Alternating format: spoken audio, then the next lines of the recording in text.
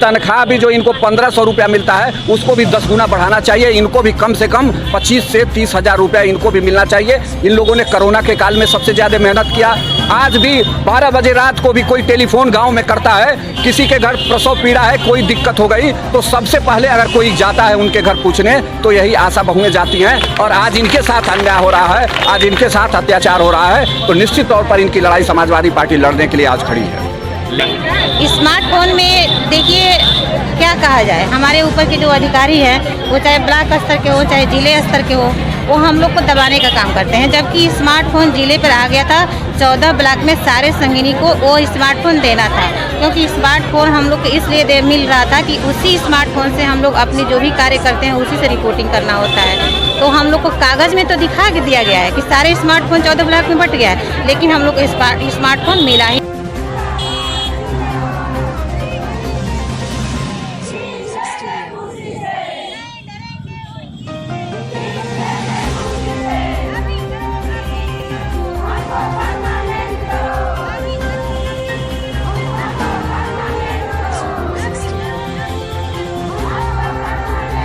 आशाओं का 5वां दिन धरना जारी है और आज 5वां दिन समाजवादी पार्टी के नेता कुशीनगर विधानसभा के पूर्व प्रत्याशी राजेश प्रताप बंटी भी आए हुए हैं। सर, आज आशाओं का 5वां दिन धरना जारी है और आज तक अभी किसी अधिकारी या किसी जिम्मेदार नेताओं द्वारा कोई आश्वासन नहीं दिया गया है। आप समर्थन देने आए हैं, कैसे आपको जानकारी मिली है? देखिए, इन लोगों का जो मांग है वह बिल्कुल जेन्युइन मांग है और 1500 रुपये में ये लोग काम करते हैं।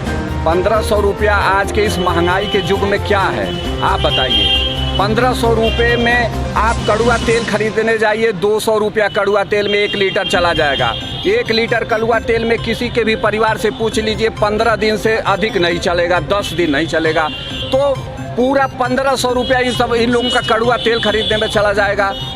सरकार महंगाई इतना बढ़ा दी, डीजल पेट्रोल के दाम बढ़ा दिए, घरेलू गैस के दाम बढ़ गए, अन्य चीज़ों के दाम बढ़ गए। तो उस हिसाब से जब दाम 10 गुना बढ़ गया तो इन लोगों का तनख्वाह भी जो इनको 1500 रुपया मिलता है उसको भी 10 गुना बढ़ाना चाहिए। इनको भी कम से कम 25 से 30 हज़ार रुपया इनको भी मिलना चाहिए। इन लोगों ने कोरोना के काल में सबसे ज़्यादा मेहनत किया। आज भी 12 बजे रात को भी कोई टेलीफोन गांव में करता है, किसी के घर प्रसव पीड़ा है, कोई दिक्कत हो गई तो सबसे पहले अगर कोई जाता है उनके घर पूछने तो यही आशा बहुएं जाती हैं। और आज इनके साथ अन्याय हो रहा है, आज इनके साथ अत्याचार हो रहा है, तो निश्चित तौर पर इनकी लड़ाई समाजवादी पार्टी लड़ने के लिए आज खड़ी है। लेकिन जब कोरोना काल का समय चल रहा था उस समय आशाओं का सबसे बड़ी भूमिका रही कोरोना योद्धा के रूप में, लेकिन 5वां दिन धरना जारी है और अभी किसी अधिकारी ने आश्वासन कुछ नहीं दिया है, तो इसको आप किस नज़र से देख रहे हैं? देखिए, संवेदनशील नहीं है सरकार। अगर संवेदनशील होती तो आज ये 5 दिन से ये लोग बैठी हैं, कोई ना कोई बड़ा अधिकारी यहाँ आके इनकी पीड़ा को सुनता। आज इनका 6वां दिन है, इनकी पीड़ा को सुनता, इनकी बात को सुनता, इनके मांगों पर गौर करता, इनको कहता कि हम ये मांग पूरी कर दे रहे हैं। ये मांग जैसे 1-2 मांग तो इनकी ऐसी है जो यहीं तत्काल पूरा किया जा सकता है। जैसे मरीज को लेके आती हैं रात में मरीज को लेकर आती हैं, यहाँ कोई पूछने वाला इनको नहीं है। ये बेचारी रात में 12-1 बजे भटकती रहती हैं, कोई इनको नहीं पूछता है। तो ये प्रॉब्लम यहाँ की है, ये तो 1 मिनट में दूर किया जा सकता है। कोई अधिकारी आया होता तो इस बात को तुरंत कहता कि चलिए एक कमरा आपको अलॉट किया जाता है, जो आशा बहुएं अगर रात में मरीज लेके आती हैं तो उस कमरे में रहेंगी। तो कोई बात इनकी आके सुनेगा तब तो इनकी प्रॉब्लम को दूर किया जाएगा। इनकी बात को सुनने के लिए आज 6 दिन हो गया, कोई अधिकारी और कर्मचारी नहीं आया, इसलिए कोई पूछने नहीं आया अब कैसे हैं, क्या कर रहे हैं, किस तरह से इनकी मांगे हैं। इसलिए जो हम लोगों का जो है कि इनकी मांग को पूरी किया जाए और इनको जो उचित सम्मानजनक इनको पैसा देने का काम किया जाए, इनको सैलरी देने का काम किया जाए। आपको किस तरह से पता चला है कि यहाँ धरना जारी है आशाओं का? यहाँ तमाम इन्हीं लोगों में से बताया गया है और तमाम हमारे साथियों ने बताया है कि जगह जगह आशा बहनें जो हैं वो अब बैठी हुई हैं और इनकी बात कोई सुनने नहीं आ रहा है। और जब तक आप नहीं आएंगे सामने तब तक इनकी बात कोई नहीं सुनेगा। तो निश्चित तौर पर इनको कोई इग्नोर नहीं कर सकता है, क्योंकि ये हमारे घर की बहनें हैं, हमारे घर की बेटियां, हमारी माएँ हैं, हमारी चाचियाँ हैं, ये हमारे ही घर के लोग हैं। ये कोई हम लोगों से गैर थोड़ी हैं। और आज इनकी बात नहीं सुने तो आज मैं निश्चित तौर पर इनकी बात को सुनना पड़ेगा। और अगर नहीं सुनेंगे तो आज प्रशासन जान गया है कि कौन यहाँ आया है इनके बीच में। आज ही इनकी बात सुनी जाएगी और नहीं तो यह कल से आंदोलन और उग्र हो जाएगा। यहाँ बंटी भैया आए हैं तो धरना में तो किस तरह का असर देखने को मिलेगा आगे? इनकी मांग जो जेन्युइन मांग है सरकार को माननी पड़ेगी। अधिकारी से वार्ता हुआ है आपकी? अभी तो मैं इनकी बात को जानने आया हूँ, इनकी मांग को सुनने आया हूँ और इनकी मांग को सुन के मैं अधिकारियों के बीच में उठाने का काम करूँ। था जैसे कि इन लोगों का आरोप है कि कागजों में स्मार्टफोन का वितरण हो चुका है और इनको मिला नहीं। देखिए, जो इनके सुपरविज़न करने वाली आशाएं हैं उनके लिए स्मार्टफोन की सरकार ने घोषणा की थी और जो अभी हम लोगों को पता चला है और जो यहाँ भी अधीक्षक से बात करने पे पता चला है कि स्मार्टफोन इनको बट चुका है। लेकिन इसमें किसी से भी पूछ लीजिए, स्मार्टफोन आपको मिला है?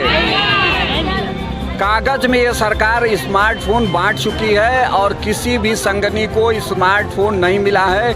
यह अपने आप में बहुत बड़ा घोटाला है, अपने आप में। और इस तरह का धोखा और इस तरह की बातें यह कतई बर्दाश्त नहीं है। इसके खिलाफ हम लोग लड़ाई लड़ेंगे। यहाँ से अभी तक आज हम लोग का ये धरने का जो 6वां दिन है, अभी तक हम लोग का सूद लेने वाला कोई नहीं था। लेकिन आज जो ये राजेश प्रताप बंटी भैया जो हैं आज आए और हम लोग के बीच में उपस्थित हुए, हम लोग की सारी बातों को जाने, सारी मांगों को जाने। हम लोगों ने सारी मांग अपनी बताई और उन्होंने आश्वासन दिलाया कि आप लोगों की जो भी मांगे हैं एकदम सही है और ऐसा होना चाहिए। सरकार आप लोग के साथ जो सौतेला व्यवहार कर रही है उसको ऐसा नहीं करना चाहिए। अभी स्मार्टफोन का क्या मामला है? स्मार्टफोन बताया जा रहा है कागज में वितरण हुआ है। स्मार्टफोन में देखिए क्या कहा जाए, हमारे ऊपर के जो अधिकारी हैं वो चाहे ब्लॉक स्तर के हो चाहे जिले स्तर के हो, वो हम लोग को दबाने का काम करते हैं। जबकि स्मार्टफोन जिले पर आ गया था, 14 ब्लॉक में सारे संगिनी को वो स्मार्टफोन देना था, क्योंकि स्मार्टफोन हम लोग को इसलिए मिल रहा था कि उसी स्मार्टफोन से हम लोग अपनी जो भी कार्य करते हैं उसी से रिपोर्टिंग करना होता है। तो हम लोग को कागज़ में तो दिखा दिया गया है कि सारे स्मार्टफोन 14 ब्लॉक में बट गया है, लेकिन हम लोग को स्मार्टफोन मिला ही नहीं है। आपको भी स्मार्टफोन मिलना था? हम लोग को मिलना था, मिला नहीं है? नहीं मिला है, बिल्कुल नहीं मिला है, किसी को नहीं मिला है।